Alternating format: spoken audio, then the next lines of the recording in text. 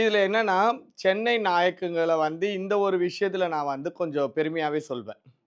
எனக்கு பிடிக்காதது அவங்கலாம் யாருமே. பட் இருந்தாலும் ஒருத்தர் மேல நம்ம பொய் சொல்லக்கூடாது. அப்படி இருக்கும்போது சென்னை நாயக்கங்க போனவங்க, மூத்தவங்க எல்லாருமே அவங்க சைலன்ட்டா தான் இருந்தாங்க.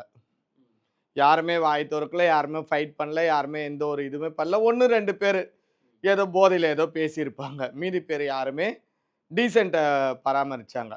பட் அவங்களுக்கு கீழ இருக்காங்க பாருங்க, கல்நாயக்க. அந்த கல்நாயக்கிலேயே ஒரு சிலர் வந்து நாகரீகமா எப்படி நடந்துக்கணுமோ அந்த மாரி நடந்துக்கிட்டாங்க. பர்ட்டிகுலரா ஒரு 5 பேரு ரவுடிசம் பண்ணக்கூடியவங்க சென்னையில. நான் நெறைய சேனல்ஸ்ல அவங்கள பத்திலாம் பேசியிருப்பேன். இப்ப இந்த சேனல்ல நான் ஏன் பேர மறைச்சு பேசுறேன்னா, அடுத்து எனக்கு ஒரு இன்டர்வியூல இதுக்கு அடுத்த ஸ்டெப் வந்து நான் பகிரங்கமா நெறைய விஷயங்கள்லாம் காட்ட வேண்டியது இருக்கு.